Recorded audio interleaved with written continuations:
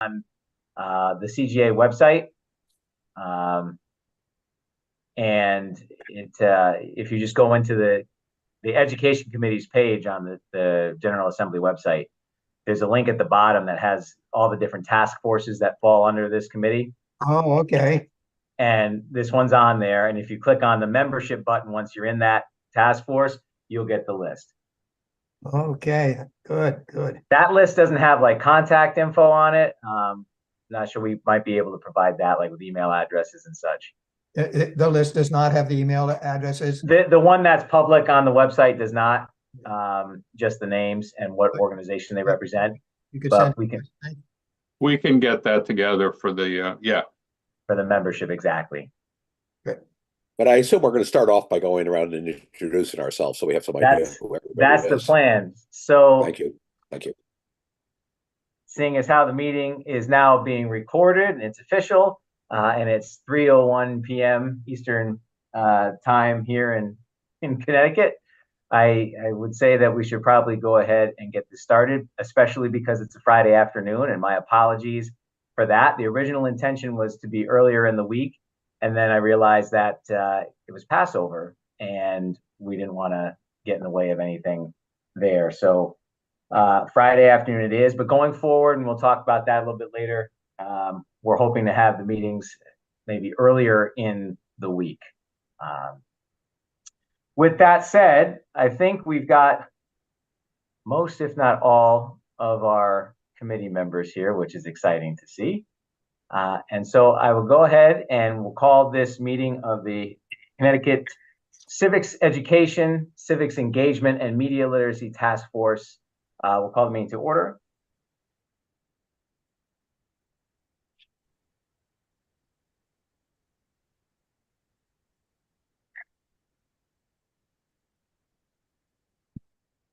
Is Kevin frozen? He is. Come on, Kevin. Steve, as co-chair, I think it's your duty to take over. It is. Yeah, my name's Steve Armstrong, and I'm my job is I'm the social studies consultant at the Connecticut State Department of Education. So things social studies / civics go there. And we're going to go, I'll just do my part, and then we can go around and we want everybody just to introduce themselves. So I work at the State Department of Ed. I'm the co-chair of this task force. Just a little more background. I'm a lifetime educator, and I work at CCSU as an adjunct, working with student teachers, and that's it. And Andrew, you want to introduce yourself? Well, real quick, am I back on here? Oh, you're back on. I was ad-libbing for you there, Kevin, but I introduced myself and we were going to go around. So great, thank you, Steve. Apologize. You would think that being in the legislative office building, the Wi-Fi would work a little better. It does not always comply. So hopefully that was the only blip that we'll have. As I started to say before, I'm State Representative Kevin Brown. I represent Vernon's 56th district. But more importantly, outside of the legislature, I am a high school civics teacher at the CREC Academy of Computer Science and Engineering in Enfield. I've been a high school social studies teacher for 18 years now, specializing in civics education. And last year, in the last legislative session, alongside my good colleague, Frank Smith, we introduced a bill that eventually became Public Act 23-150, which created a civics education engagement media literacy task force, which is what you all are here serving on today. And so much appreciated to those of you that have committed to being a part of this process. Strong believer in the need to teach civics, not just because it's my job, but because I see it as a need for this country's democracy to survive. So, I couldn't be more excited to be here. And I look forward to working and meeting with you all. Hopefully, we'll have at some point some meetings in person as well, or at least hybrid, where we can be in the same room together to share ideas. and try to move the teaching of civics and civic engagement and also media literacy forward in the state of Connecticut. So with that, since my co-chair has introduced himself, we can go around the room and Can I say one more thing, Kevin? sure, absolutely. Okay, thanks.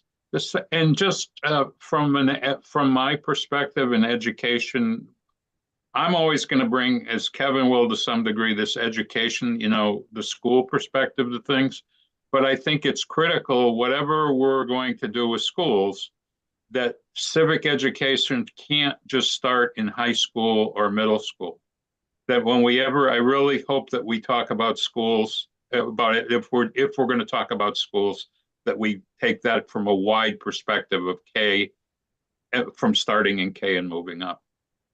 And also, by the way, personally, and I'm hopeful that many of you also, teaching civics is not just a kid thing either. That I hope we consider ways that we can be teaching and educating adults on civic education as well. So. Well said. Thank you, Steve.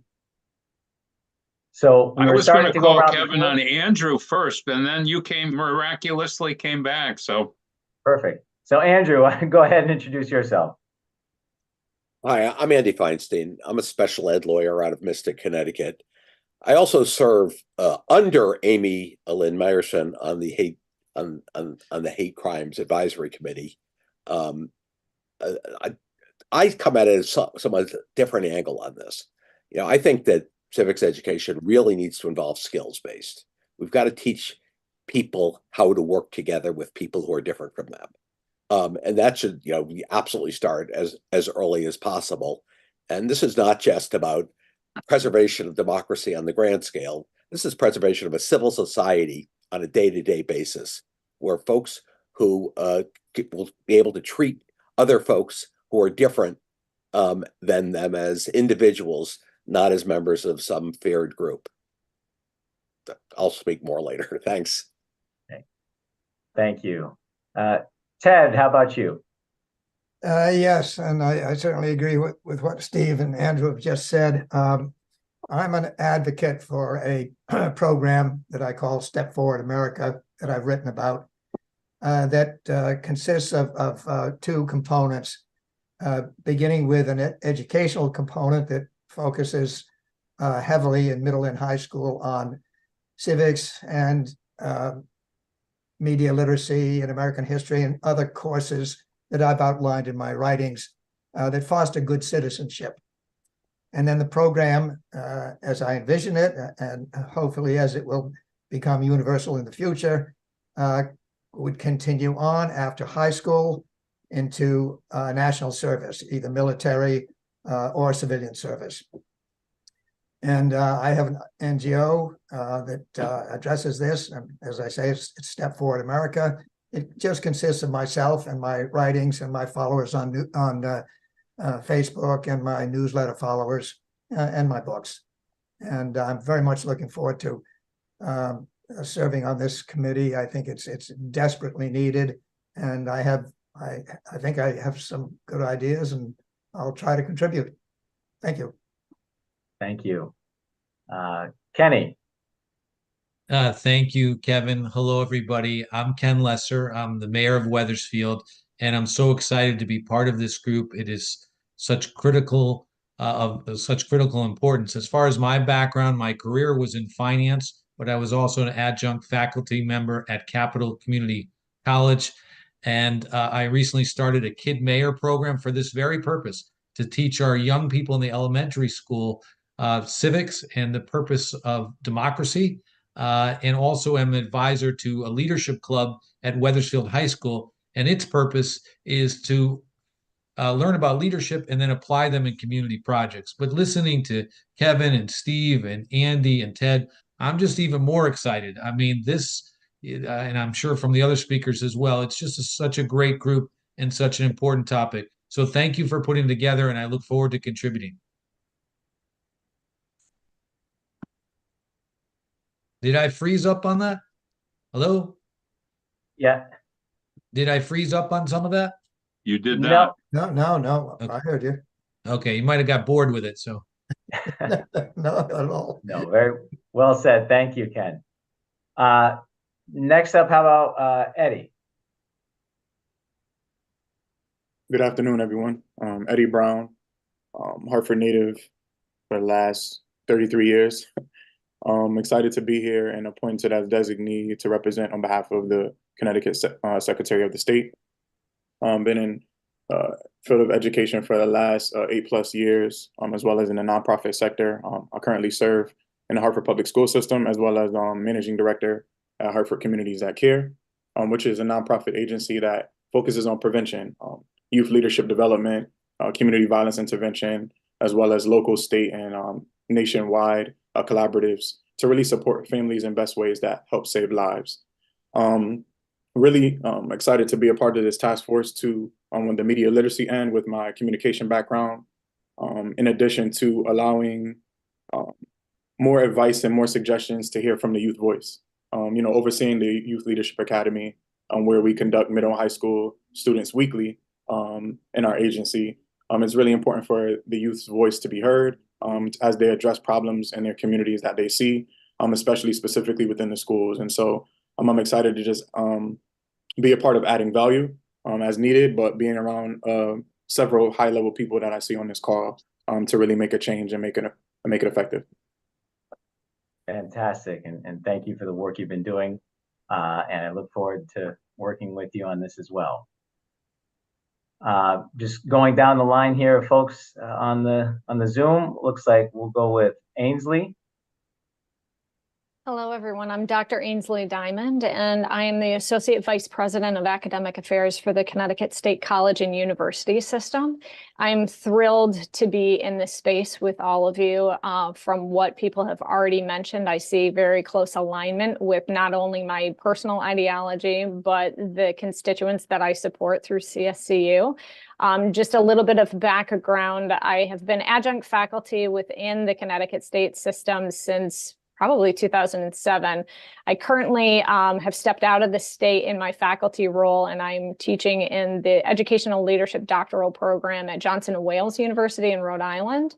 And my research focuses on military transition back into the academy. And so I think that there's an awful lot of alignment, and I'm very excited to engage in conversations about civics education, how that goes into my own teaching practice. And wonderful that we started this talking about that it's not just in high school, that we start very, very young, but then also filter civics education into future education leadership in throughout that type of curriculum. So thank you for asking me to be a part of this group. Fantastic. Yes, and thank you for your commitment to serving on it. We're looking forward to working together with you. All right, next up I have Sally Whipple. Hi, Sally. Hi, this is a wonderful meeting. I love hearing about everybody's experiences and interests. I'm Sally Whipple. I'm the Executive Director of the Connecticut Democracy Center at Connecticut's Old State House. We are, the Connecticut Democracy Center is a nonprofit focused on civics and democracy. And the Old State House, of course, is the 1796 capital of Connecticut. We manage that on behalf of the General Assembly.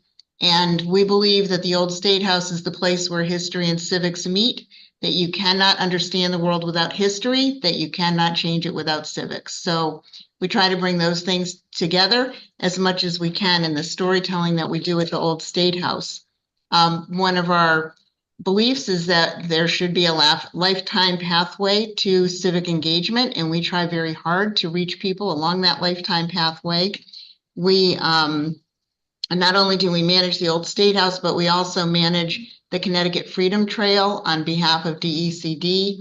And we have a number of programs, a lot of civics-based school programs for kids, including Connecticut History Day and Connecticut's Kid Governor, which has grown to reach other states. Now we're in 4 other states in addition to Connecticut. And we just got asked to be the Connecticut representative to the iCivics State Policy on Civics Committee, which is a part of, or not iCivics, yeah, Civics Now, which is part of iCivics. So we are really invested in helping everybody along the lifetime pathway learn how to raise their voices, how to understand how things operate and work. And we're really excited to be part of this. And that's great. Great news about the Civics Network, the iCivics program. That's fantastic. All right, thank you, Sally. Next up, we have Amy Lynn Meyerson. Thank you. Hi, good afternoon. I'm Amy Lynn Meyerson. I'm an attorney in Fairfield County, Connecticut. And as Andrew mentioned, I co-chair the Connecticut Hate Crimes Advisory Council along with Judge Douglas Levine. Andrew and I are the representatives from the council on this task force. We were pleased to support HB 6760, which created this task force with testimony and also with amendments that was done through the leadership of Jason Chang out of UConn, who also serves on our council. I also serve on the American Bar Association's Board of Governors and on its Standing Committee on Public Education that provides information about law and legal issues to educators and the public to advance the understanding of the law and its role in society. There are lots of resources and programs on our website. Currently working on an initiative for Law Day 2024 with the theme of Voices of Democracy, and we also work very closely with iCivics. Also past president of the Connecticut Bar Association and continue to serve on the Civics Ed Committee that is being chaired by Jonathan Weiner. And I'm assisting Denise Merrill with her work on Connecticut's American 250 Commission. So we look forward on the council to supporting this task force in its work. So thank you. Great. Looking forward to working with you as well. Next up, we have Jason Mancini. Hi, everyone. Jason Mancini. I'm Executive Director of Connecticut Humanities. I'm Vice Chair of the state's 250th Commission, a visiting faculty member at Brown University for their Simmons Center Study for the Slavery of Center for the Study of Slavery and Justice. And happy to be on the call with all of you, along with Sally and Steve, who we frequently partner with on various initiatives, including Red, White, and Blue Schools now. And then also serve as the hub of a number of civics initiatives along with Sally and Steve, but Everyday Democracy and the Democracy and Dialogues Initiative out of UConn. So happy to see all of you and learn more about this initiative. Thank you, Jason. Next up, I have Jonathan Weiner. Good afternoon, everybody. This is Jonathan Weiner. I'm also another one of the attorneys on the commission. I practice as an attorney for the Chief Justice of the State Supreme Court, and I'm also honored to be the co-chair of the Connecticut Bar Association Civic Education Committee. I'm actually coming to you today from Civics Education in Action from a jury room at the New Britain Superior Court, where we have the middle school mock trial tournament in its second playoff round right now. So I'll just be listening for most of the call. But I'm honored to be a part of the task force. The Bar Association was a supporter of the task force bill from its inception, and we are really excited to see it come to fruition, especially with so many friends of civics education on this group. So I'm looking forward to working with all of you. Thank you. Absolutely. Thank you, Jonathan. And that sounds like an awesome thing you got going on in New Britain there. So good luck to those participating. Thank you. It's a great program. In fact, the judges are coming back from the trials right now. So it's great to have 6th, 7th, and 8th graders in Superior Court right now in New Britain. And seems like everybody's having a great day. So again, thank you all. And it's nice to hear that those are middle schoolers, right? As to reiterate what's already been said of how civics education really needs to start not just in high school, it needs to go down to the younger grades as well, and to build upon that. That's right. Yeah, this is our middle school competition, and our high school competition recently concluded. And it's actually into one other point. I know there was some discussion about moving on to steps to address adult civic education as well, and our Bar Association committee is looking into that this year. That's going to be our primary initiative going through this year and next. Great, fantastic. Thank you. Thank you. Next up, I have Allison Chandler. Hi, my name is Allison Chandler. I am the program manager for education and outreach for the judicial branch. I oversee different civics education programs for elementary school students, high school students, college students, law school students, graduate students, as well as programs geared towards adults. So thank you for having me, and I look forward to participating. And thank you for your willingness to participate. This is, I'm very much looking forward to working with everybody here as well. I think we're going to do some good things. Next up, we have Bianca Shin. Hi, good afternoon, everyone. My name is Bianca Shin. I'm from Stanford. I'm currently on the Connecticut State League of Women Voters Board, state member, and then also I am by practitioner. I'm a teacher, a health teacher, and I teach adult education with experiences in middle and high school. But I also work for a nonprofit organization in Stanford that works largely with youth. It's a youth serving organization, over 600 middle and high school students altogether. And our big push is around civic engagement, how to engage them early, and the importance of that. And then I'm also an adjunct faculty at the University of Connecticut, and I'm looking forward to being a part of this commission. Well, thank you, Bianca. I'm looking forward to working with you as well. Next up, we have Allison Villanueva. Good afternoon, everyone. I'm sorry that I'm not on camera. I'm just in transit, but will be off camera shortly. Thank you for having me part of this group today. I am representing the CAPS organization, the Connecticut Association for Public School Superintendents. I'm currently the superintendent of Watertown Public Schools, a small suburban district up in the Waterbury area, but a longtime educator and always in the humanities. So this is an important group for me personally to be proud of, and I'm also very proud to be representing CAPS. I sometimes say, you know, we only have the children for 13 years, sometimes 17 and sometimes longer, but 13 years should certainly be enough to ingrain some wonderful civic mindset and duty into our young people, because they certainly are the generation that will make a difference. So thank you very much for having me on this team. You're welcome. And, you know, you make a good point about 13 years being enough to ingrain this in them. And if we can teach it, then I believe that we will actually ingrain that in them in that amount of time. And certainly the humanities, being a humanities teacher myself, there's nothing against STEM or any of the science activity or math, which I tell my students all the time, those are important as well. But if we lose sight of teaching the humanities, we lose touch with the human need and the ability to function, you know, and have civil discourse. And we're seeing that play out in our society today. So we've got to get back to placing an emphasis on teaching the humanities as well. So thank you. Next up, we have Tony Perugini. If I mispronounced that, I apologize. No, thank you. You got it. Hi, everyone. I'm Tony Perugini. I apologize as well. My camera is not working well today, so it's probably my internet connection. But I'm here to represent CABE, which is a Connecticut Association of Boards of Education. I'm also a 16-year Board of Education member here in Cheshire, Connecticut. I belong on the CABE executive team as Secretary Treasurer. Been volunteering part in them for many years. And as you may know, we represent pretty much 90%, or I think almost 160 of our school districts here in Connecticut. Membership is growing, which is great.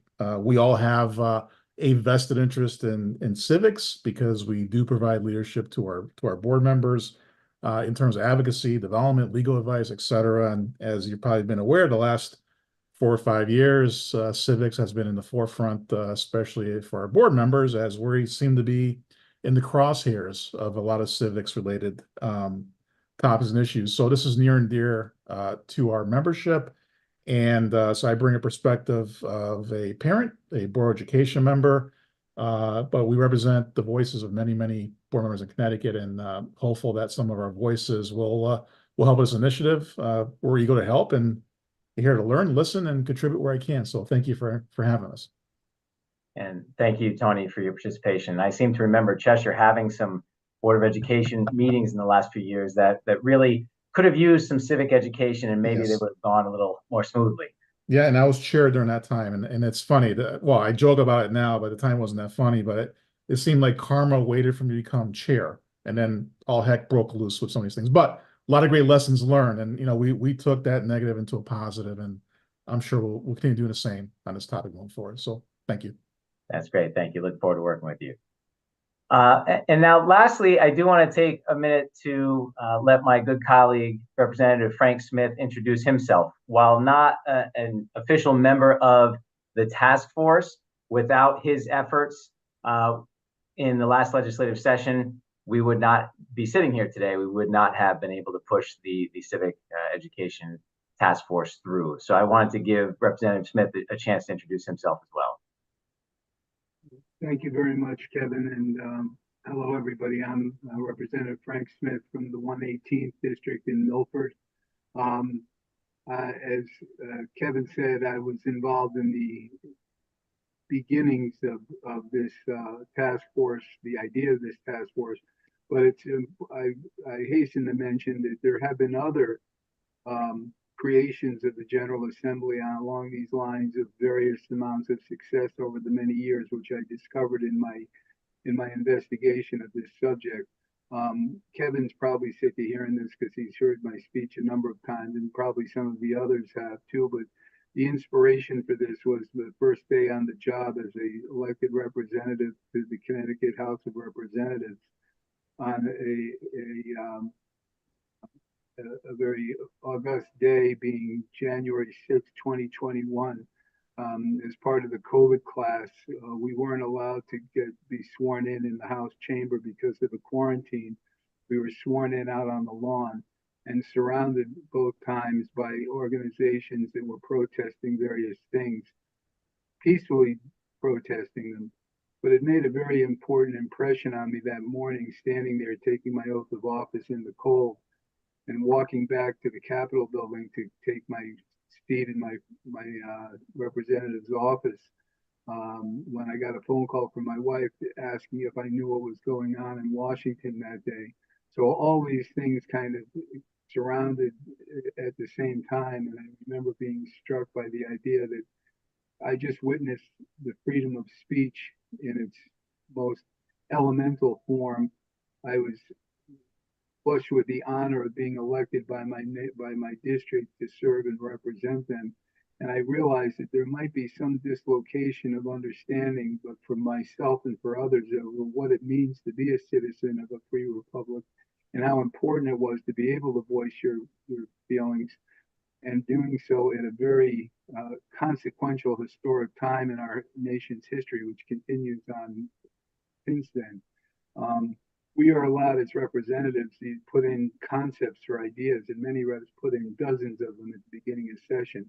And mine was an inquiry on civics education, civics engagement, which was passed on the Legislative Commissioner's office and came back as a bill which never made it through that particular committee, through the Education Committee.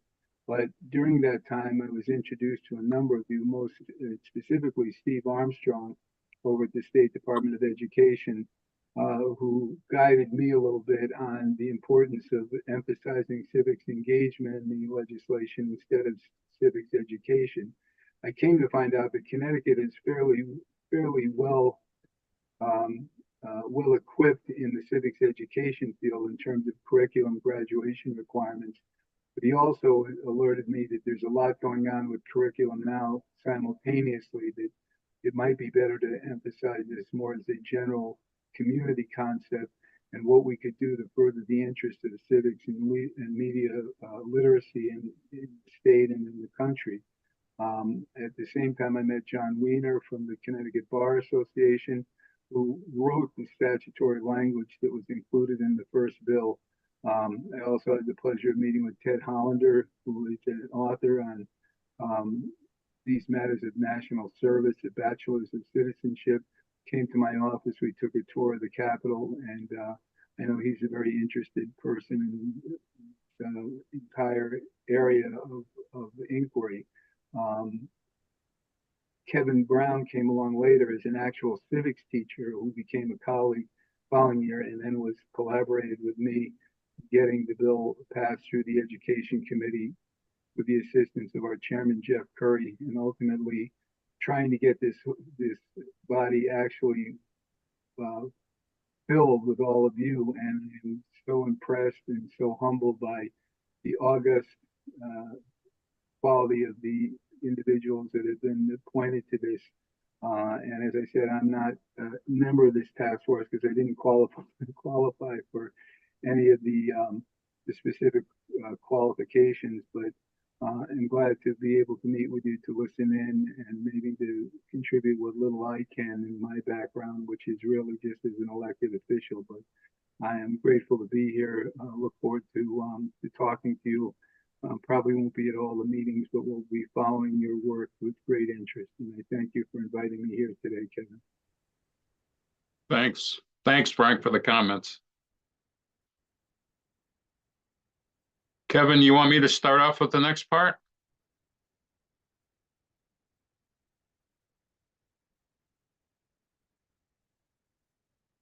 I'm going to start talking as soon, watch, as soon as I start talking, he's going to come back on, but that's okay. Kevin, you want me to start the next part? Sure, go ahead. Okay. I've been on, and I'm guessing some of you have been on groups, committees, and things that talk and talk for meeting on end and never accomplish anything. Would anybody grudgingly admit to ever being part of one of those things? I've been on, yes. Kevin and I can assure you, will not let this happen. That what we're going to do in this is we want to have some concrete accomplishments by the end of this. However, what we're going to do right now, and Kevin, add anything you want, but what we'd like to do right now is have anybody here, what concretely would you like this group to accomplish by January? I mean, our time is up. I think maybe that's a little flexible, but this is not a long-lasting task force. We have to give a report in by January. So we're just asking, don't worry, we're not going to do this every time, but just open this up here. What do you think personally this task force could accomplish in the length of its time? Kevin, you have anything else you want to add into that? No, thanks, Steve. Just that, that's the start. Obviously, everybody here on the task force was willing to serve because they have a particular feeling about the way civic education or engagement or media literacy plays out in the state. And what is it that drew you to be willing to serve on this? What is it that you want to see accomplished by January of 2025 that we can show to the state on the state of civic education, media literacy, and engagement? And by the way, if your plan, it costs $1 million that you're going to propose to us, I would suggest keeping that as a backup. But Andy, you're ready. It looks like you got one. Go ahead, sir. No, I just wanted to point out the Senate has now passed new legislation creating another task force on the effect of hate speech on kids. And I think this is closely linked to what we're doing. And, I hope we do something to build bridge there so we're not doing the same work twice there. Agreed. So does anyone want to start us off? What can we accomplish in this task force? What ideas do you have on what you'd like to see accomplished in this task force with our work together?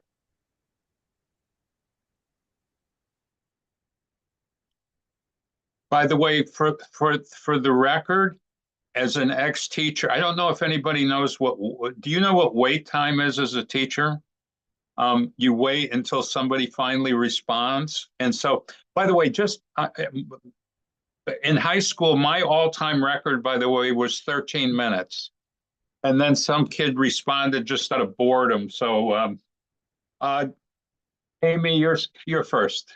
Okay, thanks. Just following up what Andrew said, one of the things the Hate Crimes Advisory Council is really interested in doing is seeing that the curriculum will include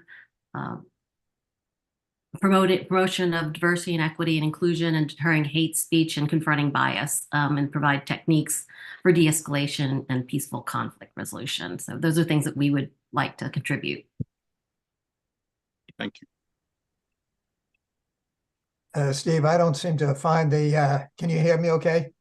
We can. Yeah, I don't see, there should be something that I can click that raises my hand, but I can't seem to find it. If anybody's looking for that, if you go to reactions and click on that, there's a raise hand function right there. But go ahead, Ted. Okay, yes. First of all, and this is very simple, just in a quick nutshell, I would like to see us get civics, a requirement for civics education, increased mandate an increase to as much as possible, but certainly an increase beyond what is required now as far as civics education in high school or starting in middle school. So that increase is very important for me because I've read your latest frameworks and your standards and whatnot, which are very impressive indeed. And I just can't see how it's possible for all but the most talented students to absorb all of that in the time that's allotted to them. But secondly, and more specifically, you mentioned earlier, Steve, that you wanted to hopefully get education not only to middle and high school and the lower grades, but also somehow to the adults. And I've got what I think is a good idea for doing that, and it's very important to me that what I would like to see civics promoting and encouraging, supporting our democracy from the bottom up. And that means basically from the students to the parents rather than vice versa. And I'll have something to say on that. Ted, if I might. Yes. I can't hear you now, Kevin.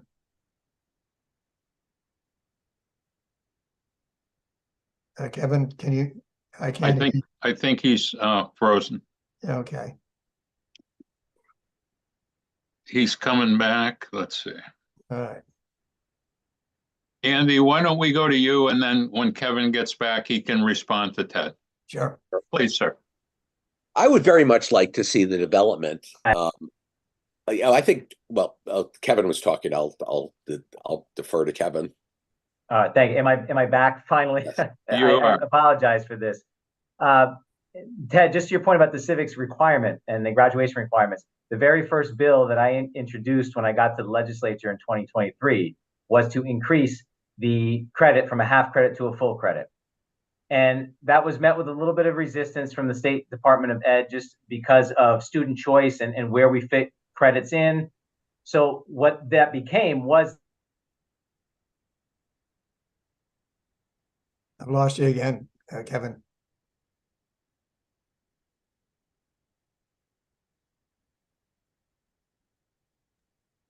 Well, it's okay. Let me go ahead a little bit. Go ahead, and yeah, please. I mean, and I think the point Kevin was going to make in part is that mandates are really disfavored, and there's enormous concerns about curricular mandates throughout the system. What I would like to see developed is some models of interactive situations which are used in schools and perhaps elsewhere to have people, diverse people, work together on a project and learn how to work together in a way that involves compromise and reaching a result.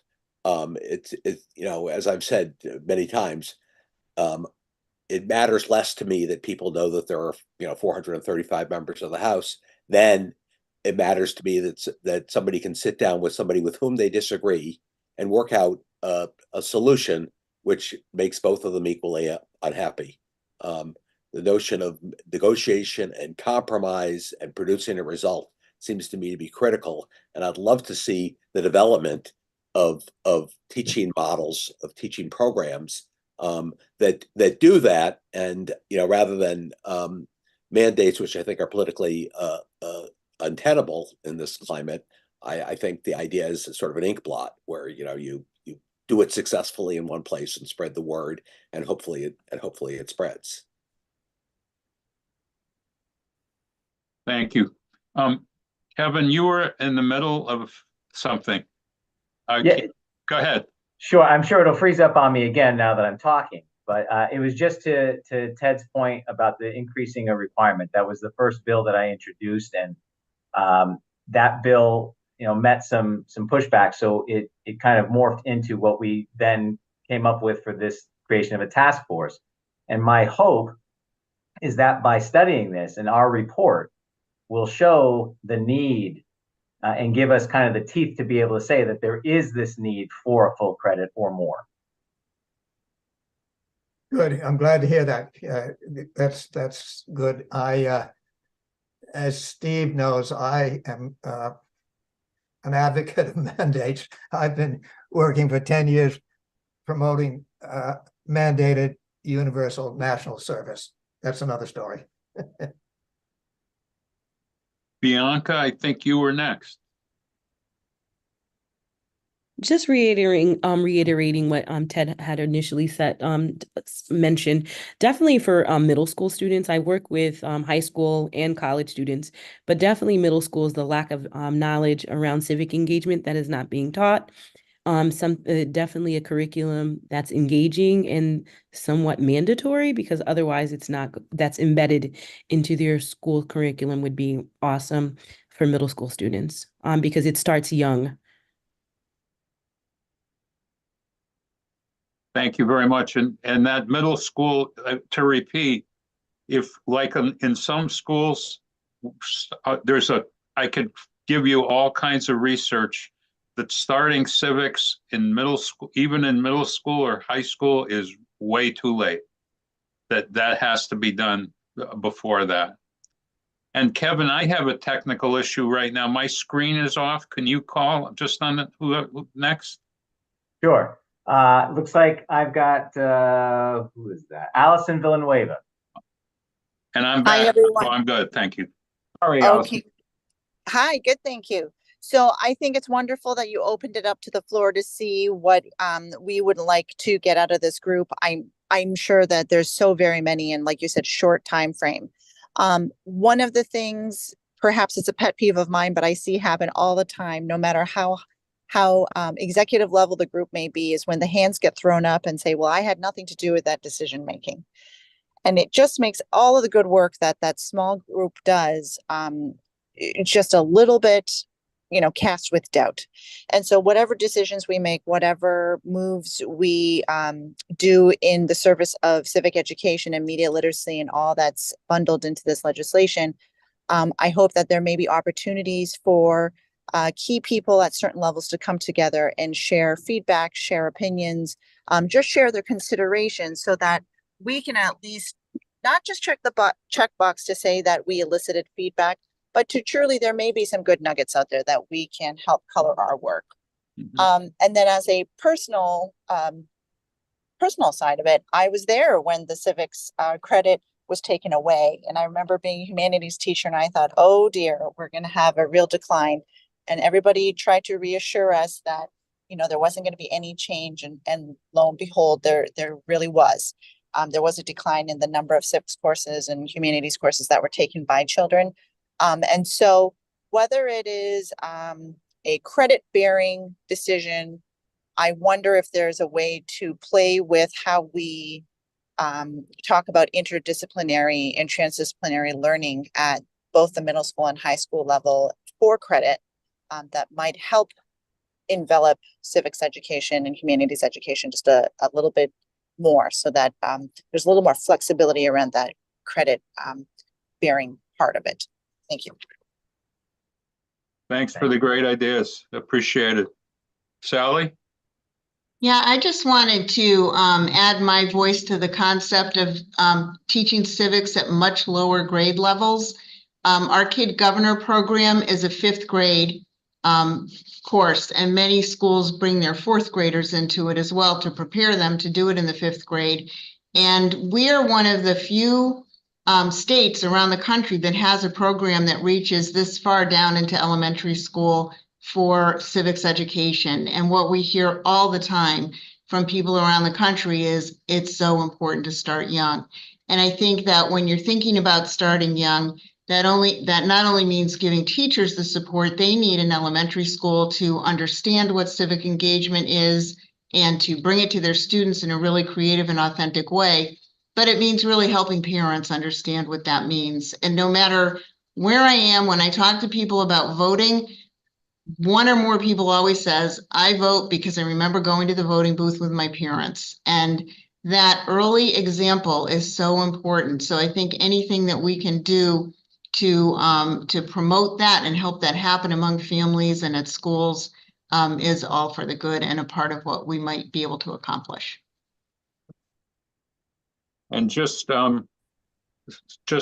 another reminder that education on civics isn't just through schools, but it's through countless museums, historical societies across the state. So yes, a lot of this is going to be at schools, but there's other agencies and other places where students are getting this as well.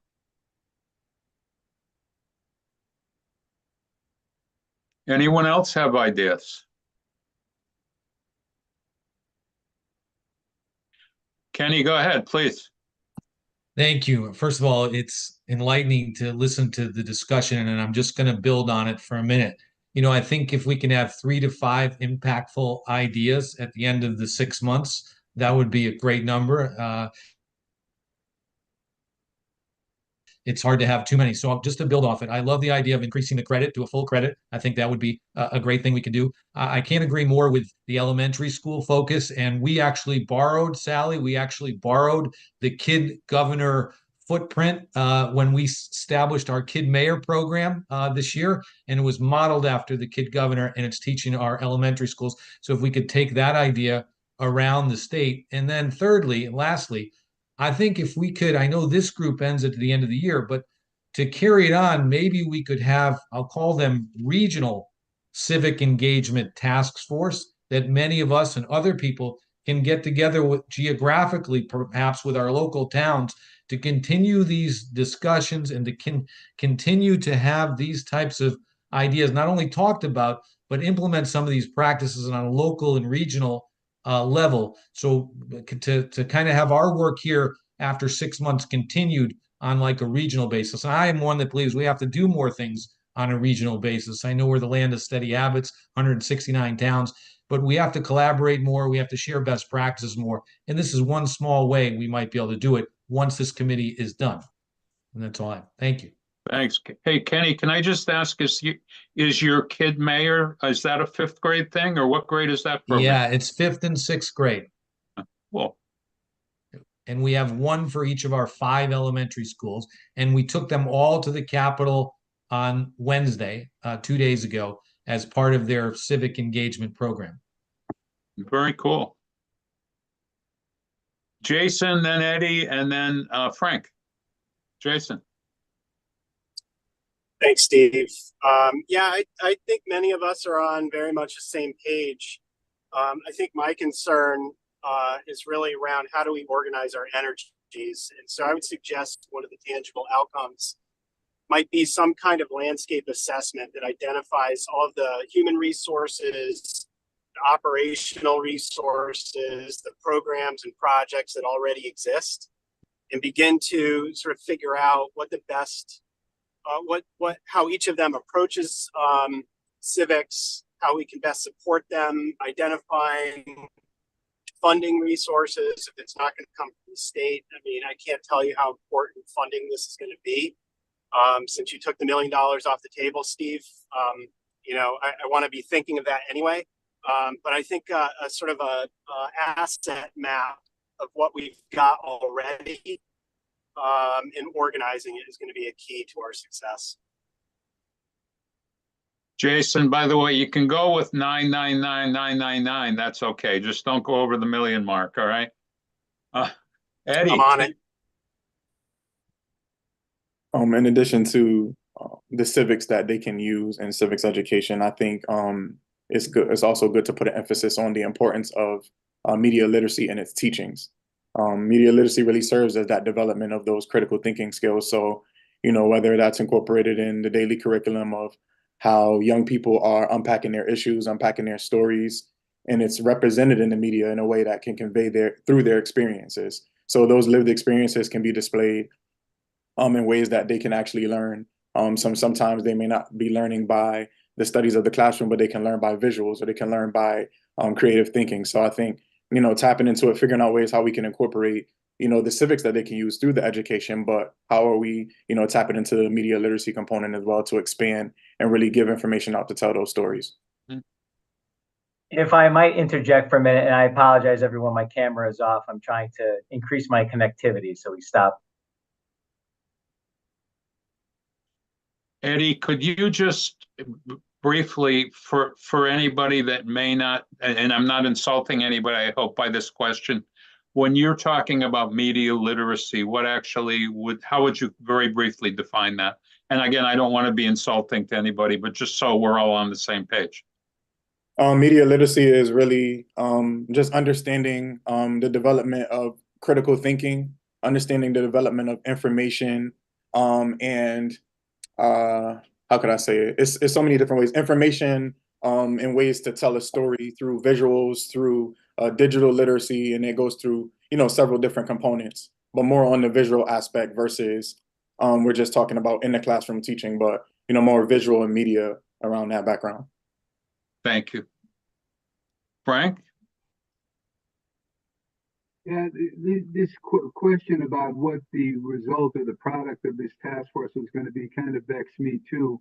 There are, as I mentioned in the beginning, was some concern and slight objection to the idea of dictating curriculum, graduation mandates, or curriculum mandates. I also, in the beginning, wanted to be very fastidious in the fact that this didn't turn into a particular ideological bent. And one of the great things about advancing civics in the General Assembly is no matter what side of the aisle you're on, they're all constitutional scholars, and everybody was anxious to provide their input on it. But as Mr. Brown just said too, I think the media literacy part of it, which was added on in committee, is vitally important in exercising our citizens' responsibilities, which I think are at the heart of this. And understanding in this complex world that gets more complex every day between artificial intelligence, some of the different types of news outlets. I mean, when I was growing up, there weren't many, but there were objective trusts that were brought about as a necessity of citizenship to know what the truth of what was going on. Now it's very subjective, very kind of fractured into little small different ideological groups. My hope was that we could make recommendations around this, engaging civics engagement from a community standpoint, much the same as happens with environment. There's a lot of emphasis of environmental concerns and studies in our public schools, all school systems, but it transcends that. Tomorrow I'm going to be going down to the local Audubon Center for a cleanup, which is part of this kind of environmental engagement. And I think of civics kind of the same way. It's something that we take for granted. We assume that we're going to have a representative democracy that's going to serve the majorities. But we know from recent and past experience that is not something that's always guaranteed. And when we start talking about it, I can never hesitate to bring forward the idea that this is not just some dilettante kind of expectation that if things don't go right, you'll move to a different, tropical resort or something like that. This is real life. This involves our lives, our future, our children, and people have literally died for the concepts that are ingrained in our Constitution and our founding documents that I think are as essential for people to learn at both in their school experience as well as in their professional or adult life, to be involved in it and to recognize and to value the importance of Republican form of government and how important it is that we protect elections and that we have a sense of fairness. And we also develop an interest, which was part of my original idea in this, was forensics being an important part, to be able to have meaningful and informed debate with people of different backgrounds or different opinions.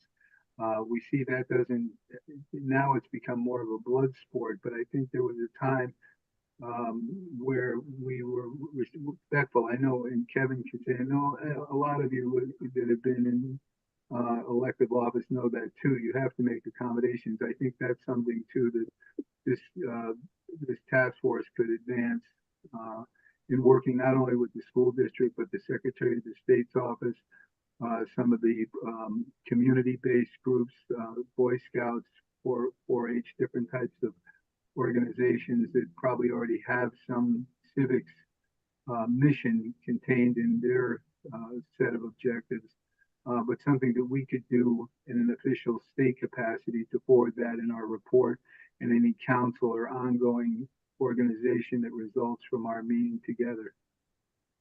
Thank you. Ainsley, could I ask you a question?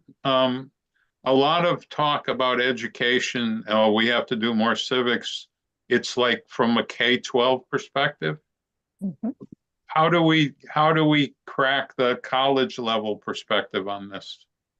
Well, I think that, again, it's always the balance of talking with our faculty and our leadership at our institutions. I think that the wonderful part of this conversation is that civics education is tied directly to our institution's missions, visions, and values. And that's where good academic planning starts from. So I think it is continuing that conversation for each one of us to take back to our constituent groups. One of the things that I was going to raise my hand and ask is that we have a short amount of time in front of us in order to accomplish X, and we're here talking about that right now.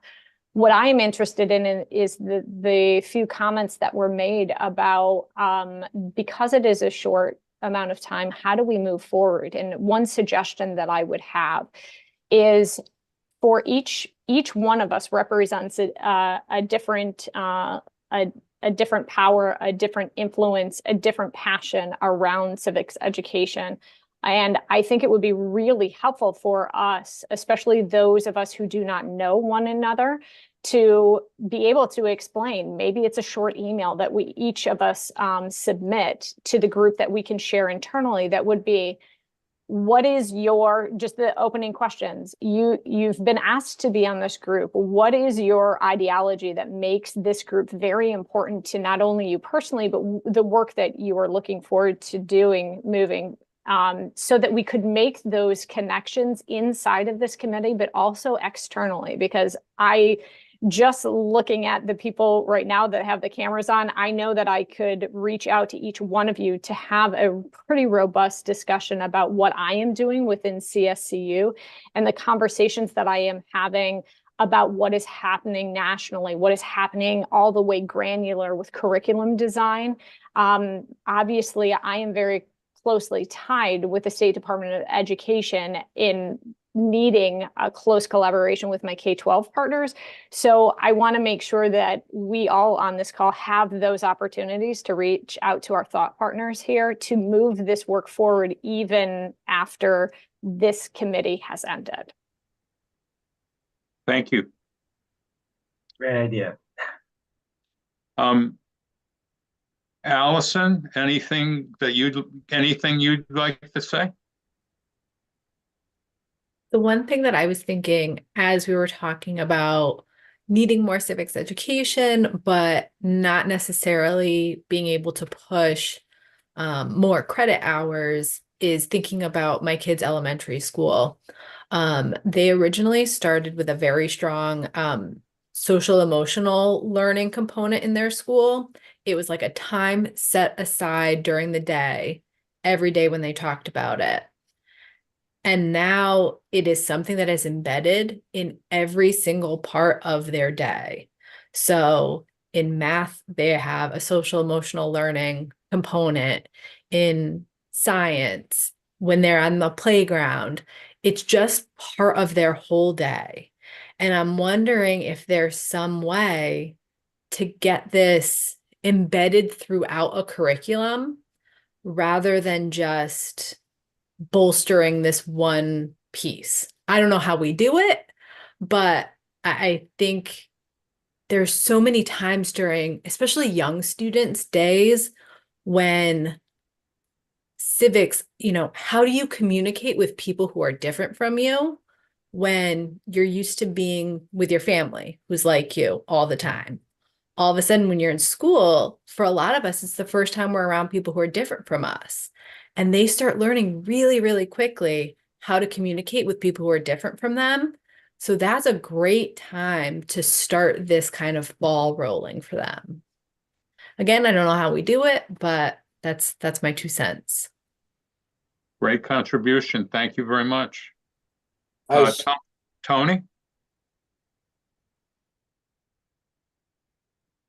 I'm trying to think about what I want to say. Everyone's talking about pretty much everything that's in the back of my mind is, it started early on in this conversation, not just at the high school, not just at the middle schools, but basically all through K through 12, maybe even pre-K, ingraining the idea of civics engagement and, repetitively enforcing that throughout that K to 12 experience from a Board of Education member perspective. And I think it was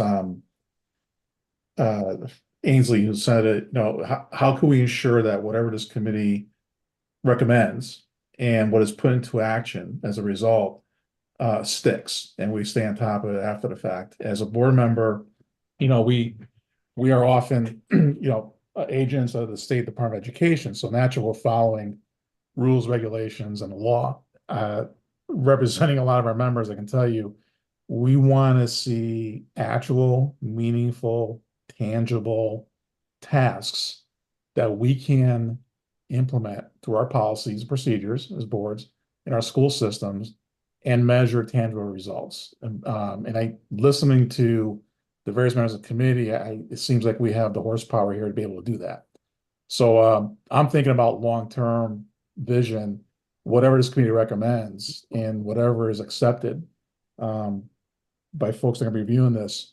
Want to make sure that we can actually enforce this at our level and make it a positive, real thing. So that's where mine is. It's a little too early to see what that looks like, but I'm absolutely happy to talk more. And I love the idea of sharing communications and picking each other's brains, and I'll definitely help be part of that. Thank you. Thank you, Tony. Andy? Just reacting to what Allison and what Tony said. I'm a member of the Social Emotional Learning Collaborative, and it was a big effort to get social emotional learning embedded in schools rather than imposed as a curriculum. And this notion of being able to talk to people that are different than you is clearly one of the bedrocks of the social emotional learning curriculum. And there's a substantial group within the Department of Education, John Frassinelli and Kim and all that, who are working on that and putting out some really good material on that. And so I think one way to make this happen and make it sustainable is to piggyback on the Social Emotional Learning Collaborative, which is not really piggybacking; it's central part of that. Correct? Is central part of that initiative to have kids learn to deal with other kids and treat people with respect and dignity, and learn how to compromise and all those sorts of things. And and a big part of that, and a big part of what the Hate Crimes Advisory Committee is working on, is this whole notion of restorative justice, where instead of the model that we used to have, and particularly in the area of bullying, where it's sort of a defined crime and a punishment that went with it, we've really now moved to a situation where, at least in bullying, where the idea is that both the bully and the bullied are people in need of services and are need counseling, need to work together, and need to work in a restorative way to talk to one another. And that's, I think, greatly overlaps with our work here. So I don't think we're without resources here. And I do think that the model, not of a curriculum, but the model of embedding it in the school day really works very well. Could I ask, we've talked a great conversation. I mean, fabulous ideas. Does anybody have, how do we, or is it beyond what we can really accomplish to go after the adult non-college student, the adult community in Connecticut? in a small way or a large way? I know, Ted, you have some ideas about that. How do we go after adults? You want me to suggest my idea? Sure. Well, I'm probably older than most of you, but when I was going to school, we had, and maybe the rest of you will remember this also, we had what we call weekly readers.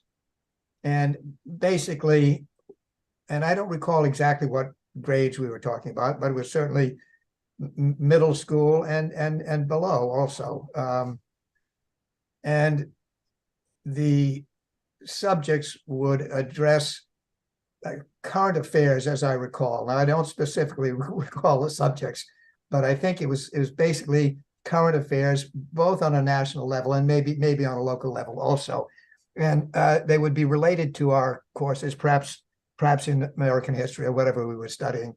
But as part of our homework, if you will, we would have these weekly readers. As I recall, they were 4-page pamphlets, something like that. And we took them home, and they weren't just done by our school. They were a service that someone like the Center for Civic Education nowadays, for example, some organization like that would provide. And the advantage was obviously the homework advantage part of it, but also the idea was to, at least as I recall, and what I think it should be, was to discuss the ideas put forth in the weekly reader with our parents. When we got home, our parents would check on our homework perhaps, and we would discuss this. And the weekly readers would be something that we could give to the parents. And I guess they were designed for the parents to read them also, and get them involved in discussion of these current affairs, if that's what they really were. And I think it's a concept that would work very nicely, because the only place where we have really in this economy or society of ours a captive audience is in the schools, unless you go in the military. But in the schools, we have the teachers have a captive audience. The students have to sit there and listen and hear.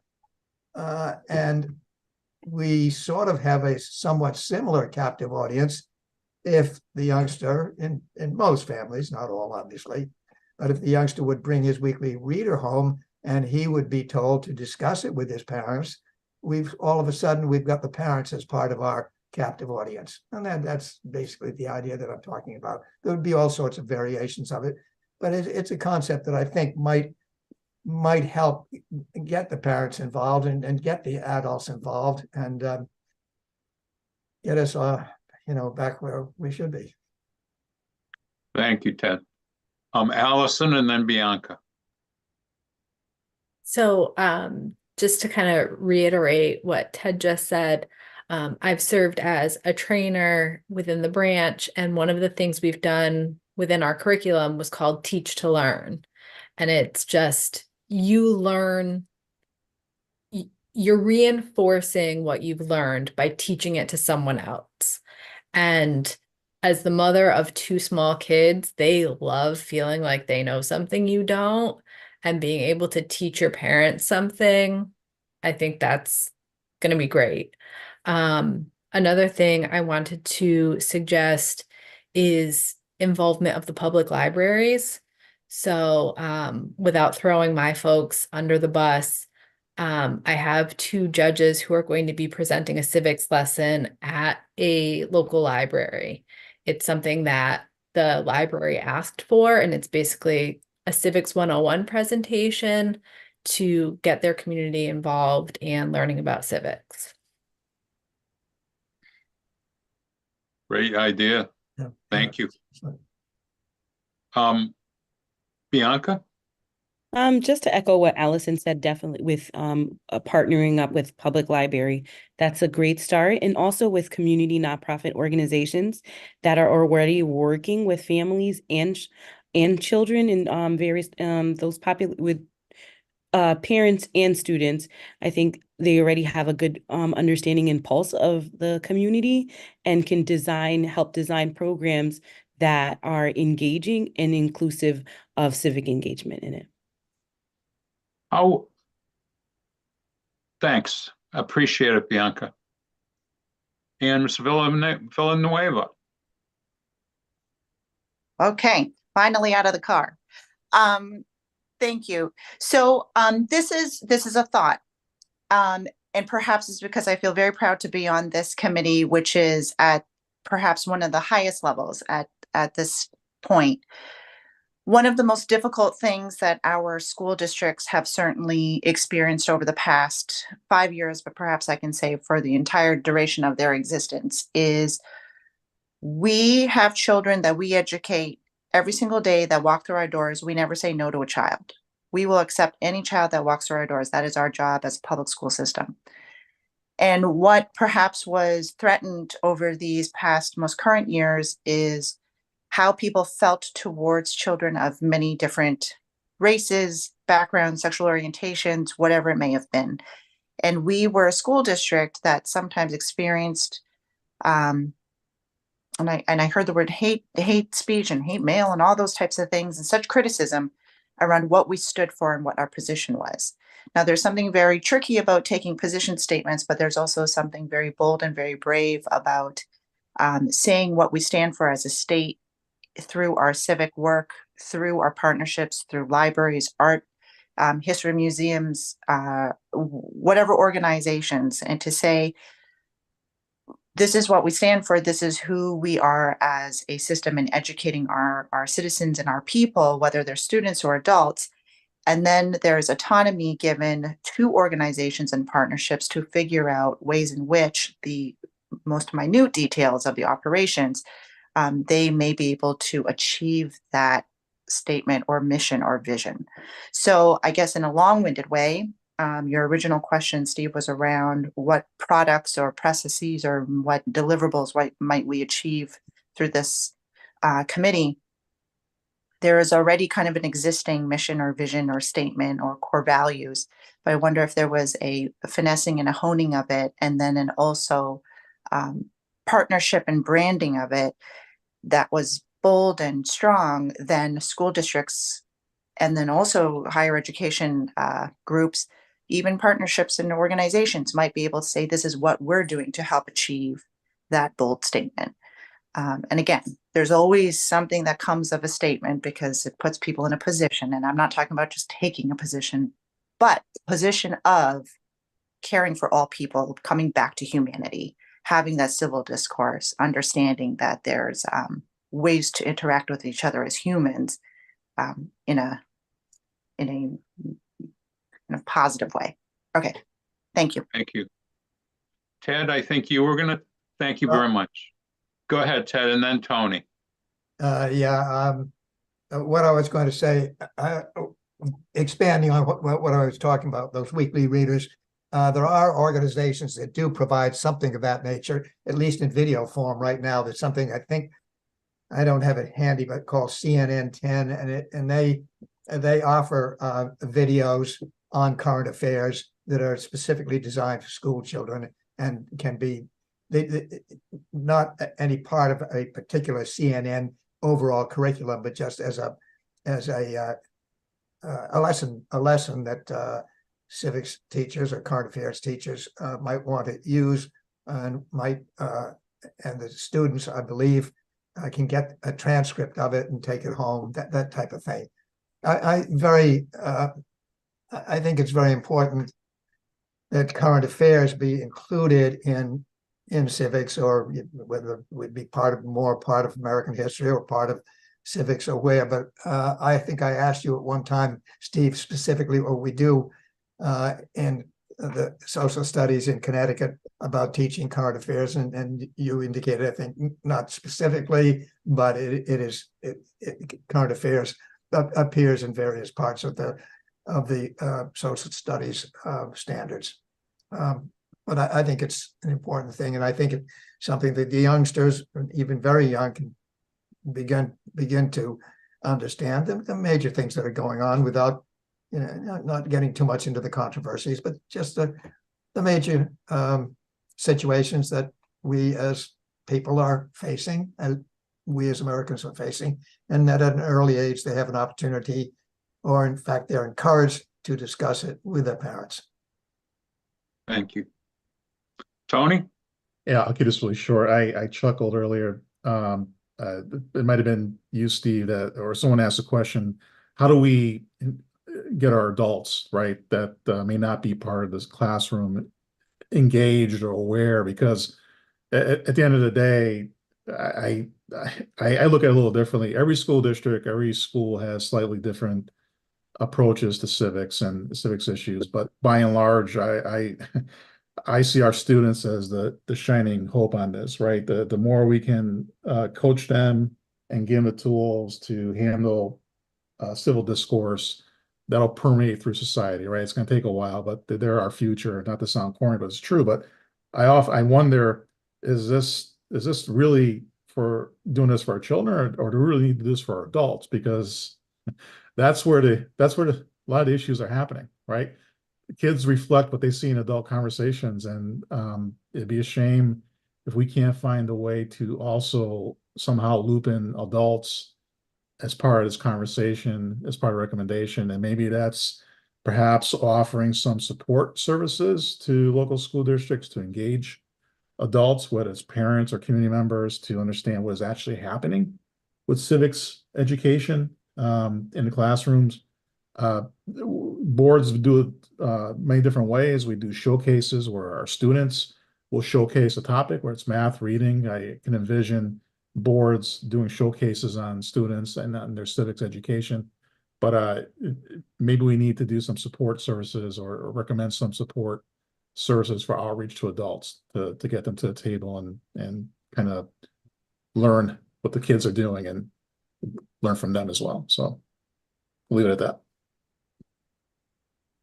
Could you imagine if this group was like part of one department or something like that? Wouldn't this be we could accomplish a lot. Kevin, you want to, how about if I turn it back to you? Sure, thank you. And hopefully my connection will hold up. It's been going in and out. So Steve, I appreciate you taking the lead today.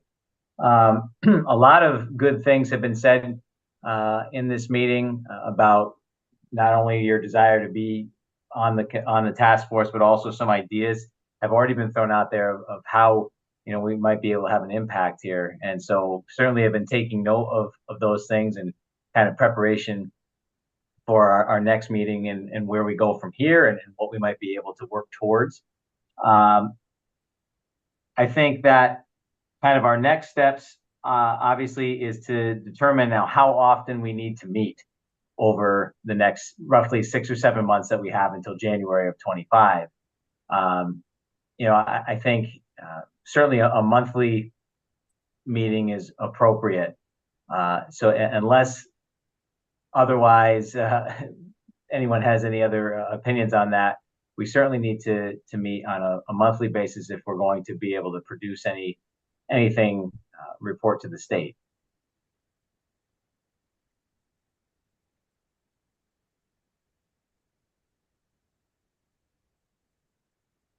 Kenny. Thank you. And I was just going to suggest a possible way forward, and that is maybe looks like there's 15, 16. Maybe we can break out into 3 groups and come up with 3 to 5 best ideas per group, and then bring them to share them with the group as a whole, maybe at the next meeting, and maybe we share them through email. And I would also strongly suggest, if at all possible, that, and I know people coming from different areas of the state, maybe we can have the next meeting or one of the next 2 meetings in person. And that, yes.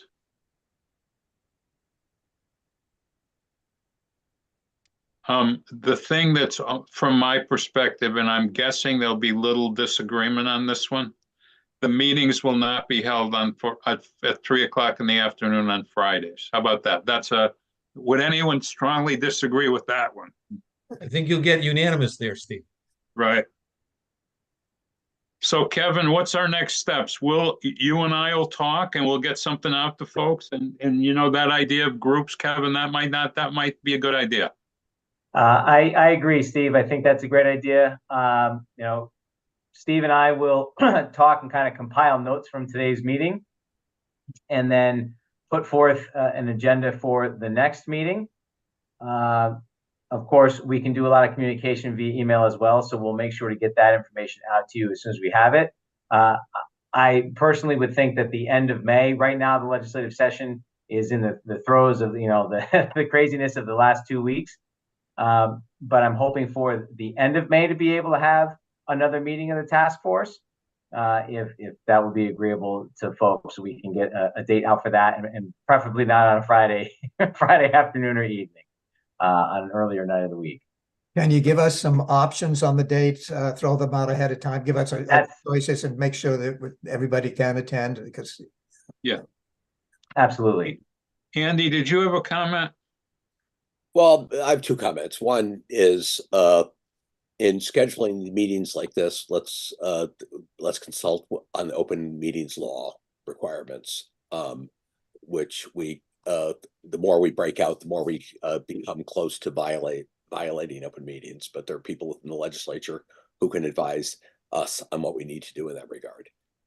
Second, I would love to have a different sort of format. There are a lot of things that have been suggested, and we're in this sort of situation where there are no bad ideas at this point. But there's a lot of things that we've talked about which really do need some pushback and need some vetting.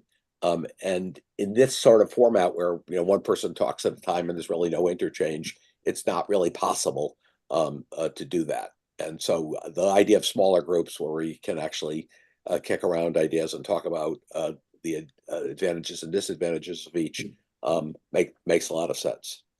And the third thing, which I just want to say in reaction to a lot, the notion of doing this and doing it in a non-controversial way seems to be chimeric. I mean, it just does not seem to me to be possible. There are a large number of people out there in society now who want to tear down our democracy, and our job is to confront those people, not to move with our tail between our legs, and so as we don't offend them.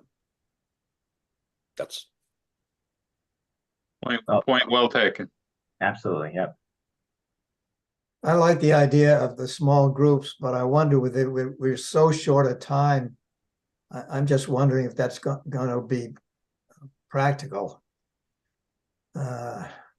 Because we'd be sort of doubling up on what we're doing, it seems to me, and we just don't have a lot of time. If it can be worked out, I'm not against it. It's just that I'm just wondering if it's practical. What do you think? I know what you think, Kenny, obviously. How about if Kevin and I do some, how about with Kevin and I will do some thinking, we'll get something out to you folks and ask for a little more input on that. How about that? Yeah, that sure. works for me. Sure, absolutely. Yeah. And I think the idea of getting everybody's ideas and focus in a written form so everybody can see them is also a great idea. And we'll do that as well. Okay. So with that being said, does anybody else have any questions, comments, or concerns before we close up this meeting for today? And I know I would just say this, I know a meeting, you can't have 5 of these where just people, it's just throwing out random ideas. I get that. But I think respectably, and if you disagree, my apologies, I think you have to have one where you just hear what people think, what we could accomplish, and then we start to narrow down. Agreed. Yep. Okay. Well, on that note, I would suggest for folks to keep an eye out on your emails.